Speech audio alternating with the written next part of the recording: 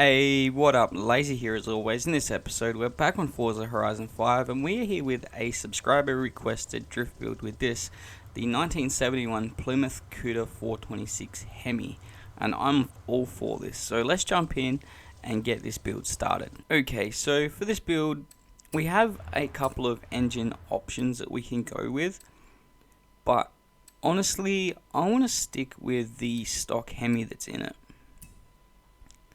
Yep, that'll do just fine. I'm definitely going to leave a rear wheel drive, but I'm going to spice it up a little bit, and I'm going to go with the twin turbo setup. It'll just give us a little bit more horsepower and torque in the end. Alright, jumping into here, for the front bar, I'm just going to leave that stock. I like it how it is. For the wing, yeah, I'm going to leave that stock as well. I wish we could remove it, but we can't. And for the hood, honestly, I much prefer the shaker hood on it, so I'm going to leave that stock as well. Alright, so jumping into here, for the tyre compound, I'm going to get it off these and put it on the street tyres. For the front tyre width, I'm going to go with a 245, and I'm going to match it in the rear with a 255. Well, that's not really matching, is it? Alright, so for the sizes, 20 is too big and so is 18, so these 17s seem to fit really nicely, so I'm going to go with those. Yep, for the rims, there's a set in here. Where are they? These ones here, the American Racing VF 533s. They work really well with this, so I'm going to go with those. And I'm going to bring the track width all the way out in the front and in the rear. Awesome, so now we can jump into the drivetrain. I'm definitely going to upgrade the clutch. I'm going to chuck in a sport transmission just in case we need to adjust the final drive. I'm going to leave the drive shaft stock, and I'm going to chuck in a drift diff. Nice, now we can jump into the brakes. Definitely going to need a upgrade and get the drums out of the back, and we're going to need drift suspension as well. How good does that look? I love this car in the green. The purple's even better.